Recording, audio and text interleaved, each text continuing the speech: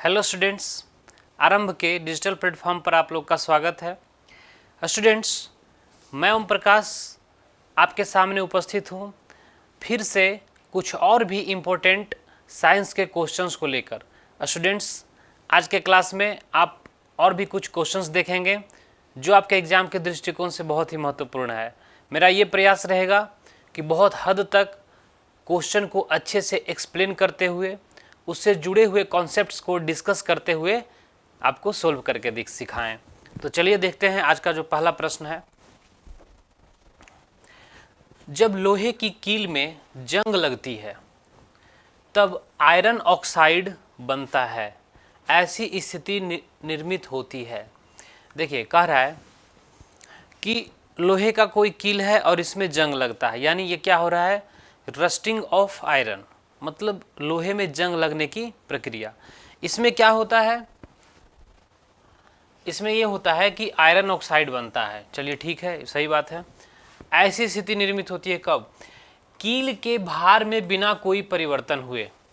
नहीं, ऐसा नहीं होता है। यदि कोई लोहे का कील है और उसमें जंग लग गया तो उसका वेट जो है, वजन जो है, भार जो है वो बढ़ जाता है। कील का जो भार होगा वो क्या होगा, बढ़ जाएगा। कील के भार में कमी के साथ, तो कील के भार में कमी नहीं होती है बल्कि बढ़ जाता है। कील के भार में बढ़त के साथ, तो यहाँ पे कील के भार में क्या होता है, बढ़त होता है। थोड़ा ध्यान से समझिए, ध्यान से समझिए। जब भी लोहे में जंग लगता है तो उसका वजन बढ़ जाता है। कैसे बढ़ जाता है, होता क्या है ऐसा कि बढ़ जाता है। तो देखिए, आपका जो लोहा होता है वो Fe होता है और जंग लगने की प्रक्रिया जो होती है वो ऑक्सीजन और वाटर, नमी, वाटर मतलब ये क्या हो गया, नमी हो गया, या पानी कहिए तो सिर्फ तो पानी भी हो सकता है। पानी का ही तो एक रूप है उसका, क्या, नमी। तो नमी और ऑक्सीजन के प्रेजेंस में, उपस्थिति में आयरन जो है वो बनाता है Fe2O3 और XH2O।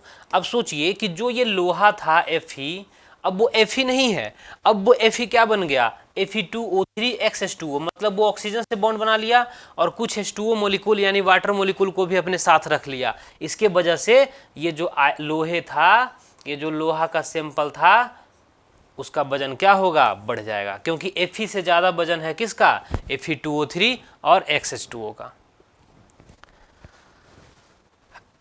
अगर सैलाइन वाटर की बात करें, अगर कोई पानी है जिसमें नमक घुला हुआ है तो ये ज़्यादा तेजी से जंग लगाता है। ध्यान दीजिएगा, ये क्या करता है, तेजी से जंग लगाता है। तेजी से जंग लगाने का काम करता है कौन, तो अगर नमक और पानी का मिश्रण है तो शुद्ध पानी और नमकीन पानी, इन दोनों में नमकीन पानी में तेजी से क्या होता है, जंग लगता है। नेक्स्ट देखते हैं। देखिए, कह रहा है कि सूची 1 को सूची 2 से मिलाइए। नीला थोथा, एप्सम सॉल्ट, बेकिंग सोडा और कॉस्टिक सोडा। तो जैसा कि आप जानते हैं, बेकिंग सोडा क्या होता है, NaHCO3। कॉस्टिक सोडा क्या होता है, NaOH। एप्सम सॉल्ट क्या होता है, MgSO4।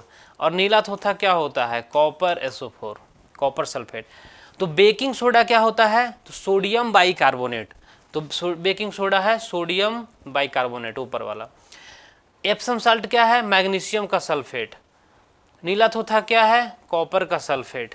कॉस्टिक सोडा क्या है, तो सोडियम हाइड्रोक्साइड। तो ऐसे करके आप देख लीजिए कि क्या आपका ऑप्शन सही होगा। फॉर्मूला तो ये सब नॉर्मल कुछ इनऑर्गेनिक कंपाउंड्स हैं जिसका याद ही होना चाहिए आपको।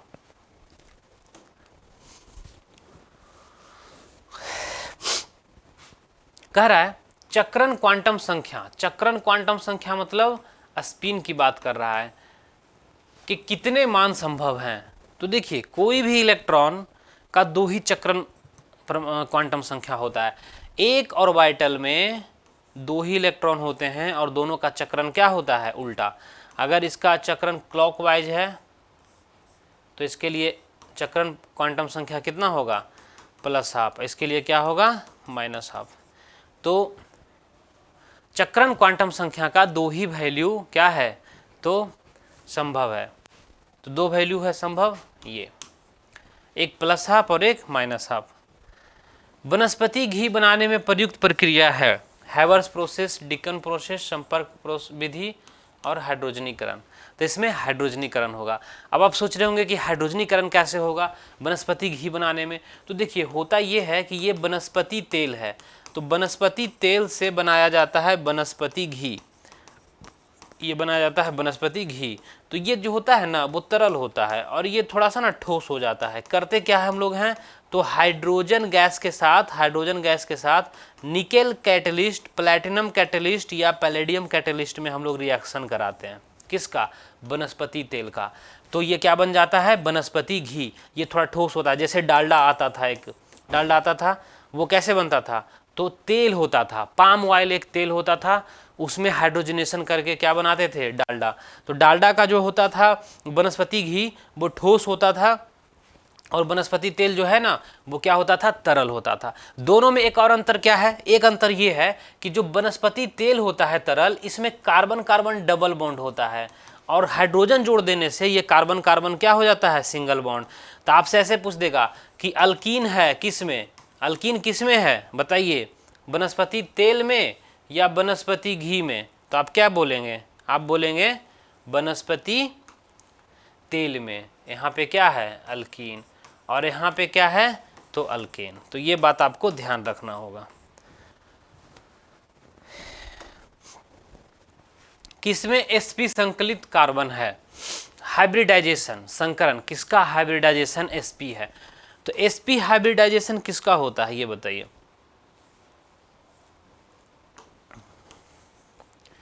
हाइब्रिडाइजेशन sp किसका होगा, हाइब्रिडाइजेशन sp उसका होता है जिसमें क्या हो, तो 2 सिग्मा बॉन्ड, क्या हो, 2 सिग्मा बंधन। तो 2 सिग्मा बॉन्ड रहेगा अगर, तो फिर वो क्या होगा, sp। जैसे CH4, तो CH4 में देखिए कि 4 हाइड्रोजन है कार्बन से, तो इसका हाइब्रिडाइजेशन क्या होगा, sp3। अगर CH2 की बात करें, C डबल बॉन्ड C, यहाँ H, यहाँ H, यहाँ H और यहाँ H, इन सब में अगर देखा जाए तो इसमें कार्बन का बताइए हाइब्रिडाइजेशन, तो 1 सिग्मा, 2 सिग्मा, 3 सिग्मा, क्योंकि डबल बॉन्ड में एक सिग्मा होता है और एक क्या होता है, पाई। तो यहाँ पे 3 सिग्मा है तो हाइब्रिडाइजेशन क्या हो जाएगा, sp2। ये भी नहीं, 2 सिग्मा होगा तभी जाके sp हाइब्रिडाइजेशन होगा। तो देखें अगर CH ट्रिपल बॉन्ड CH है इसका, तो इसमें क्या होगा, तो इसमें ये होगा कि कार्बन से इधर एक हाइड्रोजन है, इधर ट्रिपल बॉन्ड C और यहाँ पे हाइड्रोजन। अब इस कार्बन की अगर बात करें तो इसके पास 1 सिग्मा इधर, 1 सिग्मा इधर, 2 सिग्मा, तो हाइब्रिडाइजेशन क्या होगा, sp, हाइब्रिडाइजेशन क्या होगा, sp। तो यहाँ पे हमारा आंसर क्या होगा, अल्काइन, यहाँ पे हाइब्रिडाइजेशन होगा sp। शेप कैसा होगा, तो लीनियर, रैखिक होगा। एंगल कितना होगा, 180 डिग्री।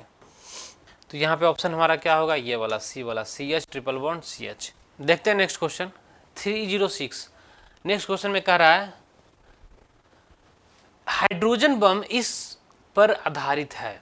हाइड्रोजन बम किस रिएक्शन पर, अभिक्रिया पर या प्रक्रिया पर आधारित है।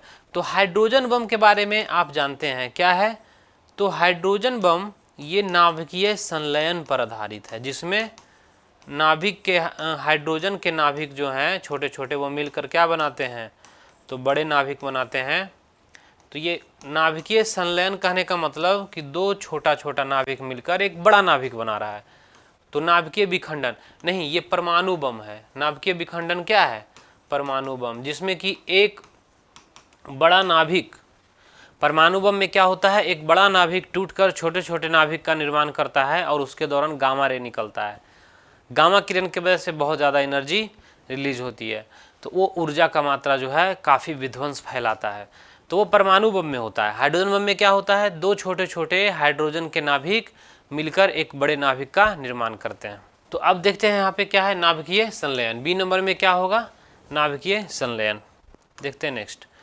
इसका ऑक्सीकरण अंक सदैव -1 होता है, हमेशा -1 होता है। बहुत अच्छा प्रश्न है। कौन ऐसा एलिमेंट है जिसका ऑक्सीकरण संख्या हमेशा -1 होता है। मतलब ये हुआ कि वो हमेशा इलेक्ट्रॉन गेन ही करेगा। गेन करना मतलब वो किसी से इलेक्ट्रॉन प्राप्त करेगा, वो किसी को इलेक्ट्रॉन देगा नहीं। कौन ऐसा एलिमेंट है, तो ऐसा एलिमेंट वही होगा जिसका इलेक्ट्रोनिगेटिविटी, विद्युत ऋणात्मकता बहुत ज़्यादा हो। तो सबसे ज़्यादा विद्युत ऋणात्मकता किसका होता है? फ्लोरीन का। इसलिए फ्लोरीन का हमेशा क्या होगा? -1। इससे कोई इलेक्ट्रॉन नहीं छीन सकता।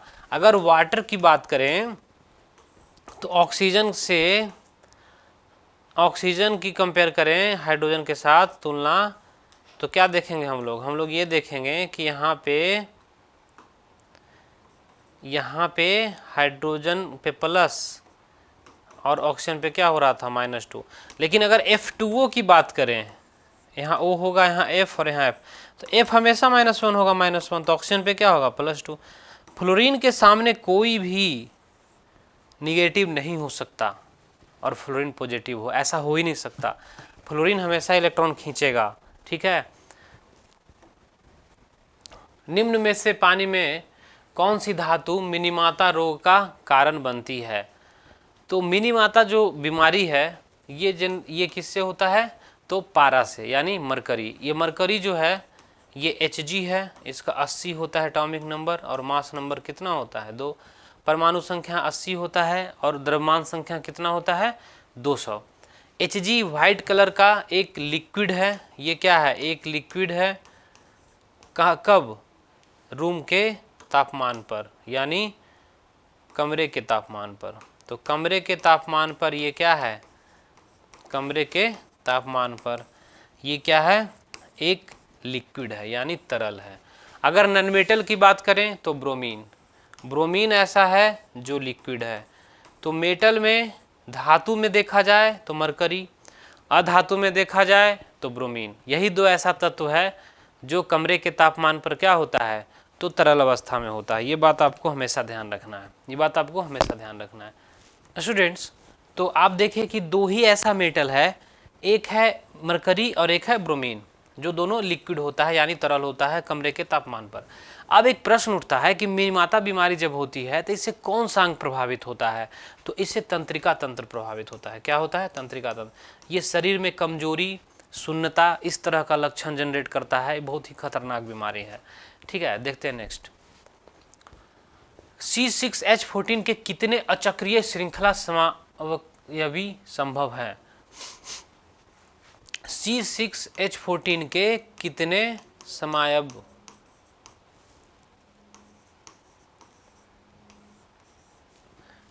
समावयवी जो हैं इसके संभव हैं? तो समावयवी मतलब क्या होता है? इसको इंग्लिश में क्या बोलते हैं? आइसोमर्स। तो कितने आइसोमर्स होते हैं C6H14 के? तो देखिए आइसोमर्स क्या है? आइसोमर्स मतलब कि उसका मोलिकुलर फॉर्मूला सेम रहेगा, उसका जो परमाणु फॉर्मूला है, अणु का फॉर्मूला जो है वो सेम रहेगा, लेकिन उसका स्ट्रक्चर अलग होगा, संरचना अलग अलग होगा। तो वैसे को हम लोग क्या बोलते हैं? आइसोमर, यानी समावयवी। तो अगर बात करें जैसे बात करते हैं ब्यूटेन की, तो ब्यूटेन का कितना होता है? C4H10। तो ये ब्यूटेन होगा, CH3 CH2 CH2 CH3, तो इसको बोलते हैं नॉर्मल ब्यूटेन। और एक होता है आइसोब्यूटेन, एक होता है ना आइसोब्यूटेन, इसका है आइसोमर। तो इसमें क्या होगा? तो थोड़ा स्ट्रक्चर बदल जाएगा, इस तरह से हो जाएगा, तो हम उसको क्या बोलेंगे? इसको क्या बोलेंगे? आइसोब्यूटेन। Butane, isobutane. तो ब्यूटेन का 2 आइसोमर। उसी तरह से अगर आपसे पूछा जाए कि पेंटेन का कितना है, तो 5 कार्बन होता है पेंटेन में कितना कार्बन? 5 कार्बन। तो C5H12। तो 5 कार्बन या तो सीधा रहे लाइन में, तो ये हो गया एक। दूसरा कि एक 4 ऐसा रहे, एक ऐसा रहे, और पांचवा एक यहाँ रहे, एक यहाँ रहे। तो ये 3 तरह से आप इस 5 कार्बन को सजा सकते हैं। तो ये तीनों क्या है? आइसोमर, यानी समावयवी है। तो देखिए अगर जैसे इस तरह से आपने देखा कि ब्यूटेन का 2 होता है, पेंटेन का 3 होता है, तो हेक्सेन का कितना होगा? तो इसमें 6 कार्बन है, तो 6 कार्बन को आपको लिखकर ही दिखना पड़ेगा। 1 2 3 4 5 6। मतलब एक तो इस तरह से हो सकता है, या फिर एक ऐसा हो सकता है कि 5 इधर रहे, एक यहाँ रहे, या फिर ऐसा हो सकता है कि 5 यहाँ रहे और एक यहाँ रहे, या फिर ऐसा हो सकता है कि 4 यहाँ रहे, एक यहाँ कार्बन हो, एक यहाँ कार्बन हो, या फिर ये पॉसिबिलिटी है कि 3 कार्बन इधर हो और यहाँ पे एक कार्बन एक कार्बन एक कार्बन हो। तो ये 5 तरह का डिफरेंट पॉसिबल अलग अलग जो है संभव जो है संरचना वो है। अब ये आप बदल कर देख लीजिए, आप दूसरे तरीके से लिख कर देख लीजिए, 5 तरह से ज़्यादा आप सजा नहीं सकते। आप कहेंगे कि अच्छा एक काम कीजिए, आपने तो कार्बन को एक बार लाइन में रखा, एक बार यहाँ लिखा, अगले बार में बीच वाले पे लिखा, तो अगले बार में यहाँ पे क्यों नहीं रखा? तो यहाँ पे अगर रखेंगे तो ये सेकंड पोजीशन पे कार्बन आ जाएगा, जो कि यहाँ पे ऑलरेडी है, देखिए सेकंड पोजीशन पे। तो उधर से देखिए चाहे उधर से देखिए, बात वही आएगा। इसलिए टोटल कितना आइसोमर्स होगा? तो 5। तो कितने होंगे? 5। देखते हैं नेक्स्ट। क्यूरी ताप का संबंध है। क्यूरी ताप जो है वो एक ऐसा ताप है, टेम्परेचर है, जिस ताप पे मैग्नेटिक प्रॉपर्टी जो है वो ख़त्म हो जाता है किसी भी मटेरियल का, तो जो फेरोमैग्नेटिक है। तो ये मैग्नेटिक से रिलेटेड है, ये संबंध किससे रखता है? मैग्नेटिज्म से, यानी किससे?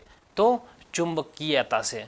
चुंबकीयता क्या होती है? खत्म हो जाती है। ये किसी टेम्परेचर है, ये हाई टेम्परेचर होता है। क्यूरी तापमान क्या है? एक उच्च ताप होता है। और आप जानते हैं कि कोई भी मैग्नेट जो है उसको गर्म करने से, पीटने से उसका मैग्नेटिक प्रॉपर्टी जो होता है, चुंबकीयता, वो खत्म हो जाती है, कम हो जाती है। एप्सम लवण किसका यौगिक है? एप्सम सॉल्ट किसका है? तो मैग्नीशियम का। किसका है? मैग्नीशियम का। MgSO4, MgSO4 जो है ये मैग्नीशियम का है। ये एक तरह का ओर भी है, इससे हम लोग क्या करते हैं? ओर मतलब अयस्क है, ये अयस्क है किसका? मैग्नीशियम का। इससे हम लोग मैग्नीशियम का निष्कर्षण करते हैं धातु कर्म प्रक्रिया से। जर्मन सिल्वर में नहीं होता। देखिए जर्मन सिल्वर जो है ना, नाम है, जर्मन सिल्वर नाम है, क्योंकि ये सिल्वर जैसा दिखता है। दिखता है किसके जैसा? सिल्वर जैसा। लेकिन इसमें सिल्वर नहीं होता, इसमें क्या क्या होता है? तो कॉपर यानी तांबा प्लस जिंक मतलब जस्ता, प्लस निकेल, निकेल मतलब Na, है ना, ये तीनों होता है। और ये दिखता है किसके जैसा? सिल्वर के जैसा, पर इसमें सिल्वर नहीं होता। Ag किसको दिखाता है? सिल्वर को, अर्जेंटम, तो ये सिल्वर को दिखाता है, यानी चांदी को। तो जर्मन सिल्वर, ये ऐसा लग रहा हो कि जर्मन चांदी है एक तरह का, नहीं, ये चांदी के जैसा दिखता है, इसलिए इसका नाम क्या रखा गया है? German silver. संपर्क विधि इसके निर्माण में प्रयोग होती है। कॉन्टैक्ट प्रोसेस, संपर्क विधि जो होती है उससे हम लोग H2SO4 बनाते हैं। बहुत ही इनऑर्गेनिक केमिस्ट्री में, अकार्बनिक रसायन में बहुत ही फेमस रिएक्शन है, बहुत ही फेमस रिएक्शन है। क्या? Contact process. इसमें हम लोग H2SO4 का निर्माण करते हैं। इसे हम लोग क्या बोलते हैं? Sulphuric acid. इसे हम लोग बोलते हैं सल्फ्यूरिक एसिड, सल्फ्यूरिक अम्ल। भारी जल का रासायनिक नाम है। भारी जल किसे कहते हैं? भारी जल किसे कहते हैं? जब भारी हाइड्रोजन का उसमें यूज होता है। नॉर्मल जल क्या है? मृदु जल H2O है, लेकिन H के जगह जब D आ जाए तो ये क्या हो जाता है? D2O। D2O है तो इसको बोलते हैं ड्यूटेरियम ऑक्साइड। इसे क्या बोलते हैं? Deuterium oxide. ये क्या होता है? तो भारी जल, ये मंदक के रूप में काम करता है। ये न्यूक्लियर पावर प्लांट जो होता है, न्यूक्लियर रिएक्टर जो होता है, उसमें ये काम करता है, नाभिकीय संयंत्र में। NaCl में यह बंध है। NaCl में कौन सा बंध है? जैसा कि आप जानते हैं NaCl टूटेगा तो क्या देगा? Na+ और Cl-। तो ये आयन है, इसलिए कौन सा बंध है? आयनिक बंध। इसमें कौन सा बंध होता है? आयनिक बंध। इसमें कैसे बनता है आयनिक बंध? ट्रांसफर ऑफ इलेक्ट्रॉन के कारण इलेक्ट्रॉन का ट्रांसफर होता है। कैसे? जैसे सोडियम है तो सोडियम के बाह्य कक्षा में 1 इलेक्ट्रॉन है। क्लोरीन है, क्लोरीन के बाह्य कक्षा में क्या है? 7 इलेक्ट्रॉन है। तो सोडियम क्या चाहेगा कि 1 इलेक्ट्रॉन मेरा कोई अगर ले लेगा तो मेरे बाह्य कक्षा में कितना इलेक्ट्रॉन हो जाएगा? 8। क्लोरीन क्या चाहेगा? क्लोरीन चाहेगा कि मेरे अगर बाह्य कक्षा में कोई 1 इलेक्ट्रॉन दे दे तो हो जाएगा 8। मतलब ये एक खोना चाहता है सोडियम, और क्लोरीन एक प्राप्त करना चाहता है। तो सोडियम क्या करेगा ना, क्लोरीन को ही दे देगा 1 इलेक्ट्रॉन, तो इसका हो जाएगा 2-8, क्योंकि ये खत्म। क्लोरीन का क्या हो जाएगा? 2-8-8। तो देखिए क्लोरीन के बाह्य कक्षा में 8 इलेक्ट्रॉन, सोडियम के भी बाह्य कक्षा में 8 इलेक्ट्रॉन। तो ऑक्टेट इसका क्या हो गया? पूरा हो गया। तो ऑक्टेट को पूरा करने के लिए सोडियम जो है वो क्या करता है, एक इलेक्ट्रॉन दे देता है क्लोरीन को, और क्लोरीन क्या करता है, एक इलेक्ट्रॉन प्राप्त करके अपना ऑक्टेट पूरा कर लेता है। अब ये सोडियम हो गया किसके जैसा, नियॉन के जैसा, किसके जैसा, नियॉन के जैसा, और क्लोरीन किसके जैसा हो गया, आर्गन के जैसा। तो देखिए कोई भी परमाणु जो होता है, किसी भी तत्व का परमाणु, वो ये चाहता है कि हम बॉन्ड बनाकर अक्रिय गैस के जैसा हो जाएं, उसके पास जितना इलेक्ट्रॉन है उतना इलेक्ट्रॉन मेरे पास भी हो जाए। तो इससे फायदा क्या होगा, तो अक्रिय गैसेस जो होते हैं वो काफ़ी स्टेबल होते हैं, स्थायी होते हैं, तो वो भी स्थायी बनना चाहता है। कितने प्रकार की क्वांटम संख्या होती है, तो टोटल 4 तरह का होता है। कौन कौन, एक होता है मुख्य, एक होता है दिगंशी, एक होता है चुंबकीय, और एक होता है चक्रण। तो इस तरह से टोटल 4 तरह का होता है। जल सहसंयोजक की ज्यामितीय आकार है। जल का क्या आकार है, तो H2O कैसा होता है, तो ये होता है एंगुलर, कोणीय होता है। इसका एंगल कितना होता है, एंगुलर कहने का मतलब क्या होता है, कोणीय। इसका एंगल कितना होता है, यहाँ पे कोण कितना होता है, तो 105 डिग्री के आसपास, 104.5 होता है, ठीक है। तो यहाँ पे इसका क्या लिखेंगे, कोणीय तलीय टेट्राहेड्रल समरेख, तो क्या होगा, कोणीय। कोण कितना, 104.5 डिग्री। तो कहीं कहीं ये भी रहेगा, कहीं कहीं पे ये भी रहेगा, तो टेंशन नहीं लेना है, एक ही बात है। बहुत ही अच्छा प्रश्न है, अमलगम क्या है, अमलगम किसे कहते हैं, तो ये एक मिश्र धातु है। ये क्या है, मिश्र धातु, मतलब एलॉय है। किसका एलॉय है, Hg, मतलब मरकरी का। मरकरी को किसी भी मेटल के साथ कोई मिला देंगे तब उस मिश्रण को हम लोग क्या बोलते हैं, उस मिश्रण को हम लोग बोलते हैं अमलगम। लेकिन ध्यान रखिएगा, क्या ध्यान रखना है कि मरकरी जो है, मरकरी को हिंदी में क्या बोलते हैं, पारा बोलते हैं, इसको पारा भी बोलते हैं, तरल होता है धातु, जैसा कि आपने भी देखा। देखिए मरकरी जो है यानी पारा जो है वो अमलगम नहीं बनाता है, किसके साथ, आयरन के साथ नहीं बनाता है, प्लैटिनम के साथ नहीं बनाता है। तो 2 धातु के साथ यह अमलगम नहीं बनाता है, ध्यान रखिएगा। तो क्या लिखा है, एक तरल पारा मिश्रित धातु, एक ब्रोमीन मिश्रित गैस, रेडियोएक्टिव पदार्थ, अन्य। तो क्या लिखेंगे, एक तरल पारा मिश्रित धातु, ठीक है। तो पारा जब मिश्र हो जाता है, मिक्स हो जाता है दूसरे धातु से, तो उसे मिश्र धातु बोलते हैं। निम्नलिखित में से कौन सी प्रक्रिया वाष्प को ठोस में परिवर्तन करती है, ऊर्ध्वपातन। नहीं, ऊर्ध्वपातन में क्या होता है, इसमें ठोस से बनता है क्या, गैस, ठोस से बनता है डायरेक्ट गैस, बिना लिक्विड में गए हुए, बिना तरल बने हुए। निक्षेपण, निक्षेपण में क्या होता है, वाष्प से बनता है ठोस। बाष्पीकरण, इसमें क्या होता है, लिक्विड से बनता है, तरल से बनता है गैस। इसमें क्या होता है, गैस से बनता है क्या, तो लिक्विड। तो यहाँ पे आंसर होगा निक्षेपण। दूध में उपस्थित शर्करा है, बहुत ही अच्छा प्रश्न है, बहुत ही इंपॉर्टेंट क्वेश्चन, ध्यान दीजिए। दूध में कौन सी शर्करा होती है, कौन सा शुगर होता है, तो ध्यान दीजिए, फ्रुक्टोज, ग्लूकोज, माल्टोज, लैक्टोज। कौन सा होता है, लैक्टोज। और ये लैक्टोज टूटता है तो देता है ग्लूकोज और प्लस गैलेक्टोज। क्या देता है, ग्लूकोज और गैलेक्टोज। ध्यान दीजिए, ये जो लैक्टोज है ये डाइसेकेराइड है। क्या है, डाइसेकेराइड। डाइसेकेराइड क्यों है, क्योंकि ये टूटने पर 2 को देता है, ग्लूकोज और गैलेक्टोज। तो ध्यान दीजिए, इसे मिल्क शुगर भी कहते हैं। लैक्टोज को क्या बोलते हैं, मिल्क शुगर, मतलब दूध में उपस्थित क्या, शर्करा, है ना। तो वही चीज पूछ रहा है कि दूध शर्करा किसे कहते हैं। सबसे मीठा जो है वो फ्रक्टोज होता है, सबसे मीठा शुगर जो है, सबसे मीठा शर्करा जो है वो क्या होता है, फ्रुक्टोज। देखिए केमिस्ट्री में सबको शुगर कहा जाता है, glucose, fructose, maltose, lactose, galactose, सब क्या है, शुगर। लेकिन हम लोग अपने दैनिक जीवन में सिर्फ सुक्रोज को ही कहते हैं, क्या, सुक्रोज को ही कहते हैं चीनी, यानी शुगर। इसे हम लोग क्या कहते हैं, सुक्रोज को शुगर। लेकिन सारे के सारे क्या हैं, शुगर्स हैं, सारे के सारे शुगर्स।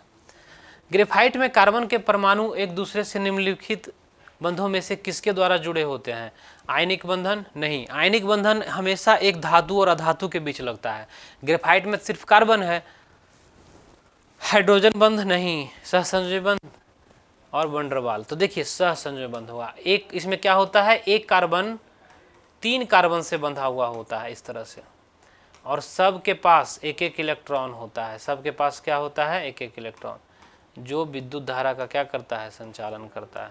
तो ये बात ध्यान रखिएगा, इसमें एक इलेक्ट्रॉन फ्री होता है। हालांकि 2 लेयर के बीच क्या होता है, वंडरवाल भी लगता है, लेकिन ये अपने आसपास के कार्बन से सहसंयोजी बंध से जुड़ा हुआ होता है। इसमें अगर पूछेगा किस टाइप का बॉन्ड होता है, अगर ऑप्शन ये रहे और ये रहे तो दोनों होगा, लेकिन यहाँ पे नहीं है तो क्या देंगे, इसी कार्बन के बारे में मानकर चल रहे हैं।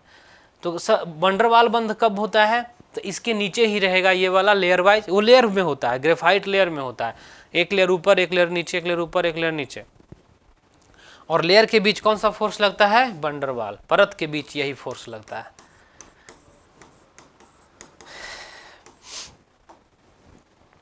निम्नलिखित सूत्रों में से कौन सा चूना पत्थर को निरूपित करता है? चूना पत्थर जब बोल रहा है तो ये लाइमस्टोन है। लाइमस्टोन क्या होता है, CaCO3।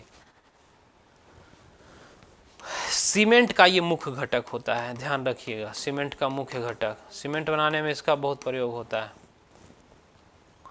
निम्न में से कौन सा कथन सही नहीं है? 4 स्टेटमेंट दिया हुआ है कथन, देखते हैं कौन सही नहीं है, चारों को पढ़ते हैं। पहला लिखा है इथेनॉल कमरे के तापमान पर तरल होता है, बिल्कुल सही लिखा हुआ है। कमरे के तापमान पे क्या होता है, तरल।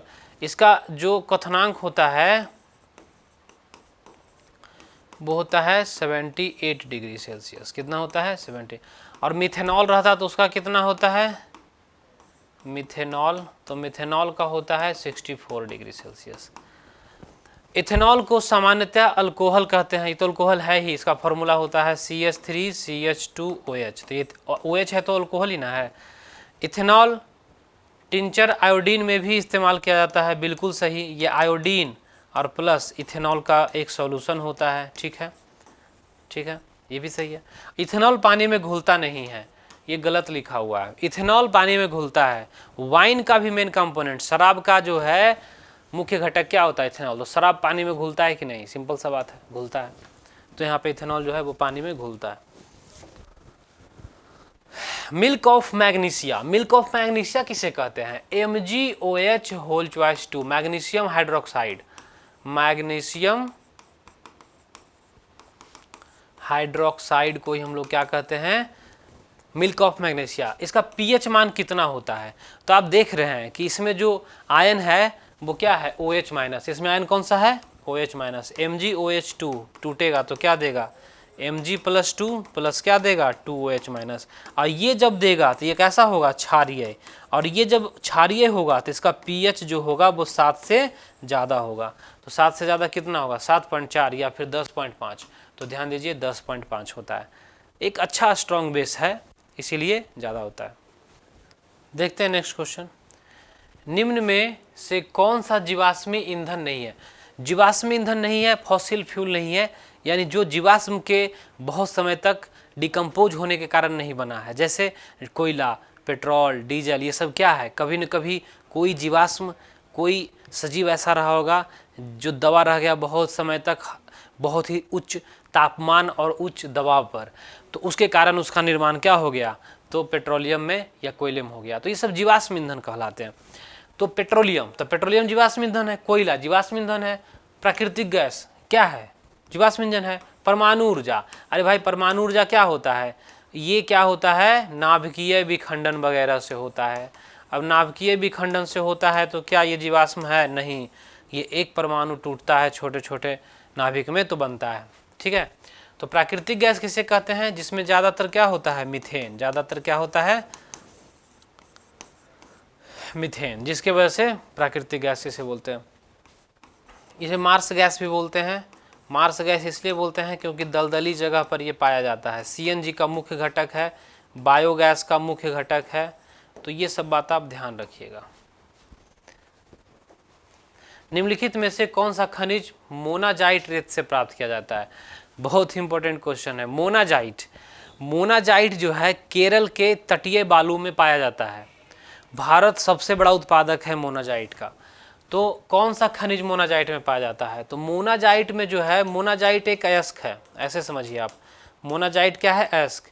तो इसमें मुख्य रूप से जो होता है वो थोरियम होता है। क्या होता है? थोरियम। अब थोरियम के साथ साथ इसमें थोड़ा बहुत लैंथेनम होता है, सेरियम होता है, कुछ और भी इसमें धातु होते हैं, लेकिन मुख्य तौर पे क्या होता है? थोरियम।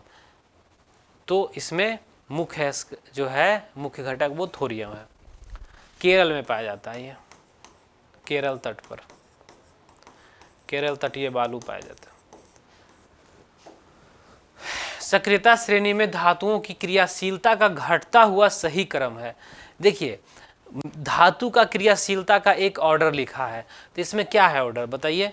सबसे कम प्लैटिनम सबसे कम अभिक्रियाशील होता है, किसी से रिएक्शन नहीं करता है। ये गांव में रहने वाले बूढ़े बुजुर्ग जैसन है, जैसे वो लोग आराम से एक कोना पकड़ के बैठे रहते हैं, 2-4 बूढ़े लोग, और वो किसी भी भागीदारी में, किसी भी एक्टिविटी में ज़्यादातर भाग नहीं लेते हैं, वही है ये प्लैटिनम Au।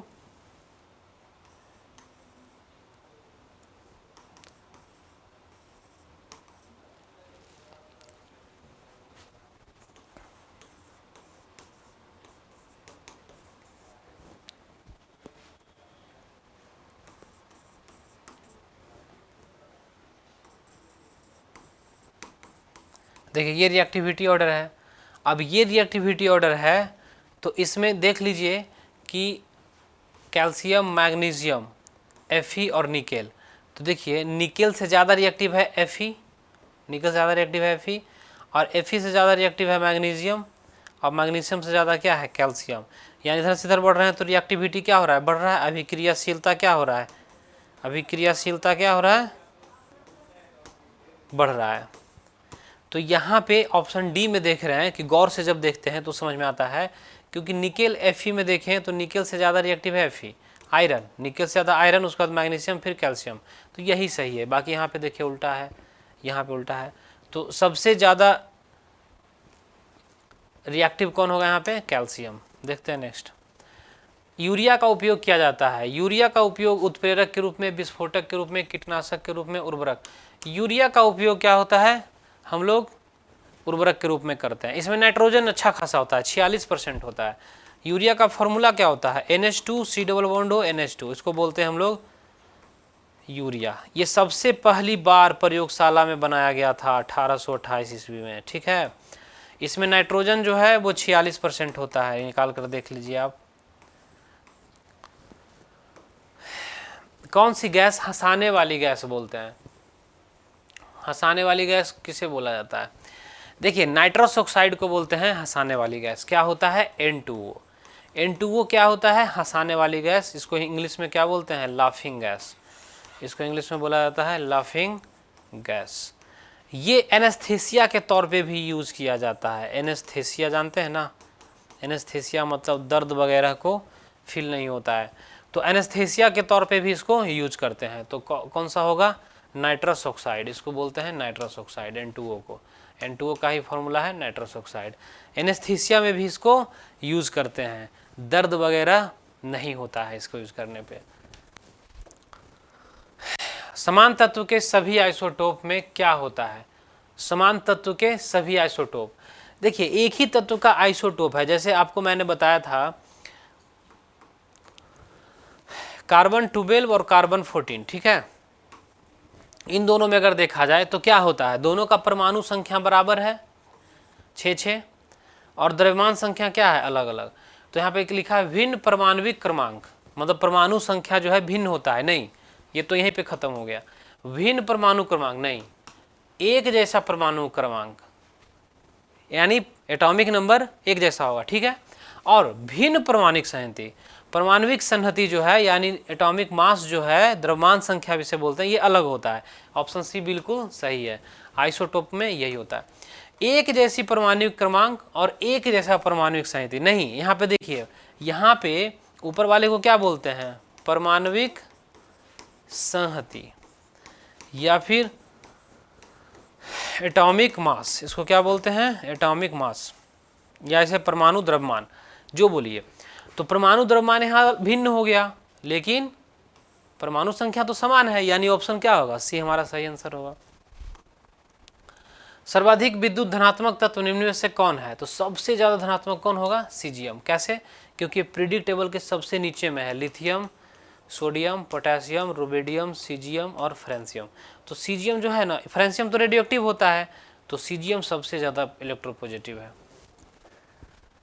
पटाखों से निकलने वाली हरी ज्वाला, हरी ज्वाला किसके कारण, तो बेरियम के कारण जो है ना वो हरा होता है, स्ट्रोंटियम के कारण जो होता है लाल होता है, सोडियम के कारण जो है वो येलो होता है, कैल्शियम के कारण जो है वो ऑरेंज होता है, मैग्नीशियम के कारण जो है वो वाइट होता है, तो ये सब यानी उजला होता है। तो ये सब जो है ना आपको ध्यान रखना होगा, ठीक है। यानी बेरियम के कारण कैसा होता है, हरा। लेक्लांसी सेल में विध्रुवक, लेक्लांसी सेल में विध्रुवक के लिए प्रयुक्त होता है। लेक्लांसी सेल किससे कहते हैं, जो ड्राई सेल होता था, याद है एक एवरेडी निप्पो वगैरह का बैटरी आता था इस तरह से, कुछ मोटा होता था इस तरह से, और यहाँ पे कार्बन का रॉड होता था इस तरह से बीच में, और बाहर में जिंक का कोटिंग होता था, ये क्या होता था, जिंक, और ये कार्बन का रॉड होता था, कार्बन या ग्रेफाइट बोलिए, कार्बन मतलब ग्रेफाइट, तो ये ग्रेफाइट का रॉड होता था, और ये जिंक का होता था जस्ते का, और ये ग्रेफाइट होता था।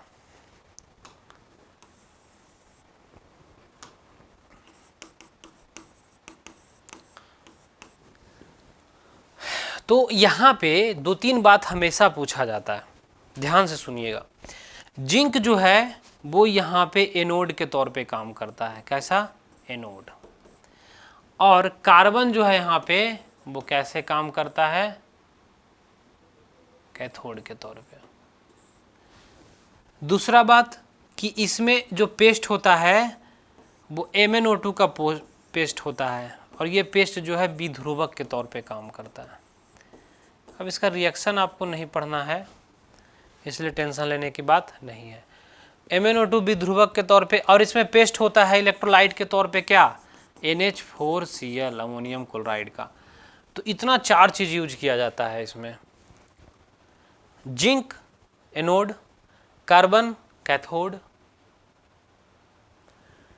MnO2 विध्रुवक, और NH4Cl एक इलेक्ट्रोलाइट के तौर पे काम करता है। तो यहाँ पे MnO2 होगा, यानी मैग्नीज डाइऑक्साइड, MnO2, ठीक है।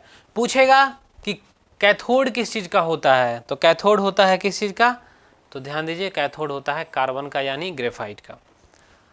निम्न में से कौन सा खाने के नमक, खाने के नमक में सब जानता है क्या, NaCl। मोटर गाड़ी से निकलने वाला सबसे हानिकारक प्रदूषक है, देखिए मोटर गाड़ी से निकलने वाला सबसे हानिकारक जो है वो है कार्बन मोनोऑक्साइड। क्या है, मोनोऑक्साइड, ये बात ध्यान रखिएगा। मोनोऑक्साइड बहुत खतरनाक गैस होता है। कार्बन डाइऑक्साइड तो ऐसे ही बदनाम है, वो उतना हार्मफुल नहीं होता, उतना हानिकारक नहीं होता, लेकिन मोनोऑक्साइड बहुत खतरनाक होता है।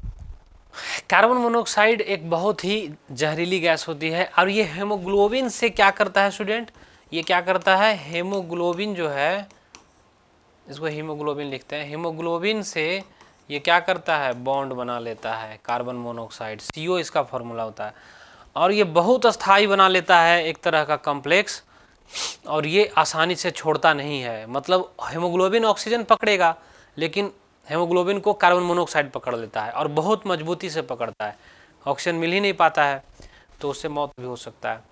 क्षारीय मृदा धातुओं में से कौन सा अधिकतम विद्युत धनी है, तो क्षारीय मृदा धातु किसे कहते हैं, तो जो दूसरे समूह में है, सेकेंड समूह में जो है, सेकेंड समूह में जो है उसे हम लोग क्षारीय मृदा धातु बोलते हैं। तो इसमें क्या क्या होगा, beryllium, magnesium, calcium, strontium, barium और रेडियम। तो यहाँ पे देखिए इन 5 में 6 में कि रेडियम रेडियो एक्टिव होता है, तो रेडियम को हटा दीजिए तो बेरियम होगा, क्या होगा, बेरियम। किसी भी आवर्त सारणी के समूह में जब जाते हैं तो सबसे नीचे वाला ज़्यादा इलेक्ट्रो पॉजिटिव मतलब विद्युत धनी होता है। सबसे तेज हिमीकरण विधि जिसमें तरल नाइट्रोजन का कार्बन डाइऑक्साइड का उपयोग किया जाता है उसको बोलते हैं स्प्रे फ्रीजिंग। इसमें क्या होता है, फास्ट फ्रीजिंग होता है, ठीक है, फास्ट फ्रीजिंग इसमें किसका यूज करते हैं, कार्बन डाइऑक्साइड और लिक्विड नाइट्रोजन का। ठीक है, तो आपको ध्यान रखना पड़ेगा कि इसमें फास्ट फ्रीजिंग होता है, लो टेम्परेचर प्राप्त करता है, इसे स्प्रे फ्रीजिंग भी बोलते हैं। ये सब कुछ डिस्क्रीट क्वेश्चंस हैं, ये सब प्रश्न ऐसे हैं जिसको बस दिमाग में रखना है। ठीक है, रैंडमली कभी भी पूछा जा सकता है। जब आयोडीन की घोल की कुछ बूंदों को चावल के पानी में मिलाया जाता है तो घोल नीला काला हो जाता है। यह इंगित करता है कि चावल के पानी में शामिल है क्या, वसा, स्टार्च, प्रोटीन या फिर अटिल प्रोटीन या फिर सरल प्रोटीन। ये जटिल लिखा हुआ है, उल्टा लिखा गया। देखिए, अगर आयोडीन, आयोडीन क्या होता है, I2, आयोडीन के बारे में जानिए। ये क्या है, एक हैलोजन है। आयोडीन क्या है, हैलोजन है। ये 17वें ग्रुप में है। कौन से समूह में है, 17। ये काला कलर का ठोस होता है, ये काला रंग का क्या होता है, ठोस, और ये ऊर्ध्वपातन शो करता है, ये ऊर्ध्वपातन करता है। ऊर्ध्वपातन का मतलब ये ठोस से डायरेक्ट क्या बन जाता है, गैस। ठोस से क्या बन जाता है, गैस बन जाता है। तो ये बात आप ध्यान रखिए कि हैलोजन है 17वें समूह में। तो जब आयोडीन को मिलाते हैं ना स्टार्च में, तो स्टार्च में मिलाने के बाद ऐसा होता है कि ये नीला काला होता है। यानी ये स्टार्च का एक टेस्ट है। क्या है, स्टार्च का एक टेस्ट है। बस इतना ही ध्यान रखिए आप। सूर्य और तारों में ऊर्जा का स्रोत क्या है, नाभिकीय संलयन। क्या है, नाभिकीय संलयन। हाइड्रोजन जो है, हाइड्रोजन कौन सा, ड्यूटेरियम और ट्राइटियम, वो मिलके क्या बनाता है, हीलियम।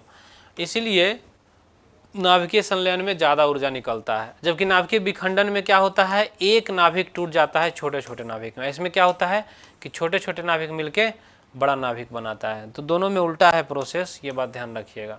लेकिन ज़्यादा ऊर्जा किस में निकलता है, ज़्यादा ऊर्जा किस में निकलता है, तो इसमें ज़्यादा ऊर्जा निकलता है, उच्च ऊर्जा का निष्कासन होता है,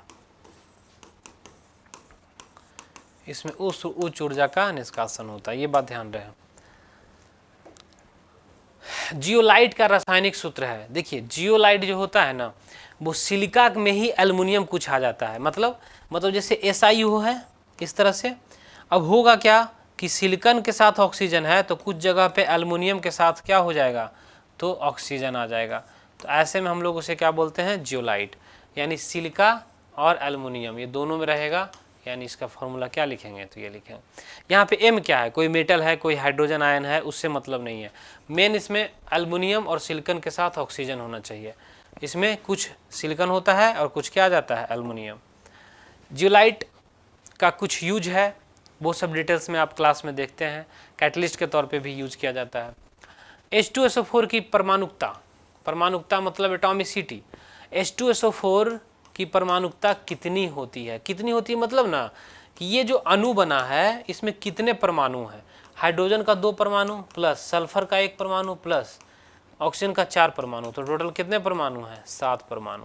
तो इसमें परमाणुकता इसकी 7 होगी।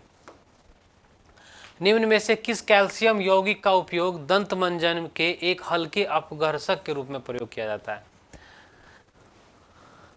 देखिए, होता क्या है कि जैसे आप ब्रश कर रहे हैं तो आप टूथपेस्ट लिए, टूथपेस्ट से ठीक है उसमें केमिकल है जो गंदगी साफ करता है, लेकिन दाग वगैरह दांत पे या फिर लेयर जो गंदगी का लेयर जम जाता है उस सबको हटाने के लिए एक अपघर्षक का ज़रूरत होता है, जो थोड़ा फ्रिक्शन हो, जिसमें घर्षण हो, तभी वो क्या करेगा, उसको हटा पाएगा। तो इसमें मुख्य तौर पे जो अपघर्षक का यूज किया जाता है वो CaCO3 का यूज किया जाता है। ठीक है, ये बात आप ध्यान रखिएगा। निम्नलिखित में से कौन सी धातु हमारे शरीर में रक्त का थक्का जमाने के लिए उत्तरदायी है। हमारे शरीर में कैल्शियम का बहुत बड़ा रोल है। मेटल में अगर देखें तो ये ब्लड क्लॉटिंग में, खून को थक्का जमाने में जो है मदद करता है। कार्बोरेंडम की संरचना कैसी होता है। देखिए, कार्बोरेंडम जो है ना, वो देखिए कार्बन, एक कार्बन जब 4 कार्बन से अटैच होता है तब हम इसे क्या बोलते हैं, डायमंड, यानी इसे क्या बोलते हैं, हीरा। ठीक है, इसे बोलते हैं हीरा। अगर यहाँ पे सिलिकॉन आ जाए, ठीक है, यहाँ पे क्या आ जाए, सिलिकॉन, तो स्ट्रक्चर वगैरह सब वैसा ही रहेगा। इसको बोलते हैं कार्बोरेंडम। क्या बोलते हैं, कार्बोरेंडम। तो कार्बोरेंडम जो है ये भी एक हार्ड, बहुत ही ठोस है, बहुत ही ठोस मजबूत सॉलिड होता है, ध्यान रखिएगा। तो इसका शेप कैसा होगा, तो इसका चतुष्फलक ये है टेट्राहेड्रल, तो इसका भी होगा टेट्राहेड्रल। कैसा होगा, टेट्राहेड्रल चतुष्फलकीय। स्ट्रक्चर वगैरह में कोई अंतर नहीं पड़ता, बस कार्बन को हटा के सिलिकॉन आ जाता है, तो यही है और कुछ नहीं है। जल सहसंयोजक की ज्यामितीय आकार क्या है, तो आपने देखा अभी कोणीय, ये तो डिस्कस किया हुआ क्वेश्चन है, रिपीट हो गया। श्वेत प्रकाश में 7 रंग होते हैं, इस तथ्य की खोज निम्न में से किस वैज्ञानिक ने की थी, न्यूटन साहब। इन्होंने किया था, न्यूटन साहब। इन्होंने क्या किया, एक प्रिज्म लिया था, व्हाइट लाइट इधर से पास किया, तो देखा क्या कि 7 कलर्स में क्या हो गया है, स्प्लिट कर गया, डिस्पर्सन ऑफ लाइट। तो इसका जो डिस्पर्सन होता है श्वेत प्रकाश का, और यहाँ पे ऊपर में कौन आता है, लाल, इसका तरंग दैर्घ्य सबसे ज़्यादा होता है। इसका तरंग दैर्घ्य क्या होता है, सबसे ज़्यादा। सबसे नीचे कौन आता है, वायलेट, और ये वायलेट का तरंग दैर्घ्य जो है, तरंग दैर्घ्य जो है वो सबसे कम होता है। गन मेटल सम्मिश्रण है, गन मेटल में कौन होता है, ये बहुत ही इंपॉर्टेंट क्वेश्चन है। गन मेटल में कौन कौन होता है स्टूडेंट्स। गन मेटल एक मिश्र धातु है जिसमें मुख्यतः 3 मेटल होता है, एक होता है तांबा, और एक होता है जस्ता, और एक होता है टीन। इसका सिंबल होता है Sn, जस्ता का जिंक, और तांबा का क्या, Cu। तो मुख्य तौर पर यही होता है। अब यहाँ पे तांबा, टीन, जिंक एवं सीसा, तो ये मुख्य हद तक लग रहा है, थोड़ा बहुत ऐड कर सकता है दूसरा मेटल। देखिए हम लोग कोई भी मिश्र धातु का जब कंपोजिशन लिखते हैं कि वो किसी से बना हुआ है, उसके घटक लिखते हैं, तो घटक में हम लोग मुख्य घटक को लिखते हैं, हो सकता है उसके अलावा भी वो कुछ यूज किया हो, तो इसमें देखा जाए तो यही होगा। जठर रस का पीएच मान क्या होता है, जठर रस किसे कहते हैं, गैस्ट्रिक ग्लैंड जो होता है, गैस्ट्रिक जूस जो अमाशय में निकलता है, कहाँ निकलता है, अमाशय में, ये एसिडिक होता है। इसमें कौन सा एसिड निकलता है, हाइड्रोक्लोरिक एसिड। इसमें कौन सा निकलता है, हाइड्रोक्लोरिक एसिड। तो हाइड्रोक्लोरिक एसिड निकलता है, तो इसका पीएच मान कितना होता है, तो 2 होता है। बहुत ही हाईली एसिडिक होता है, अम्लीय होता है, और ये भोजन को अम्लीय बना देता है। देखते हैं नेक्स्ट, सफ़ेद फास्फोरस का आकार क्या होता है, तो सफ़ेद फास्फोरस जो है उसका चतुष्फलकीय होता है, P4 इसका फॉर्मूला होगा। मोटर गाड़ी से निकलने वाला सबसे हानिकारक प्रदूषक कौन है, तो कार्बन मोनोऑक्साइड, जैसा कि आपने अभी देखा। तो इसमें 2 क्वेश्चन, शायद 2-3 क्वेश्चन रिपीट हो गया था, मिस्टेक से रह जाता है। स्टूडेंट्स आज के क्लास में आपने बहुत कुछ सीखा, आई होप आज के क्लास से आपको काफ़ी बेनिफिट मिला। मिलते हैं अगले क्लास में और भी अच्छे क्वेश्चंस के कलेक्शन के साथ। जय हिंद।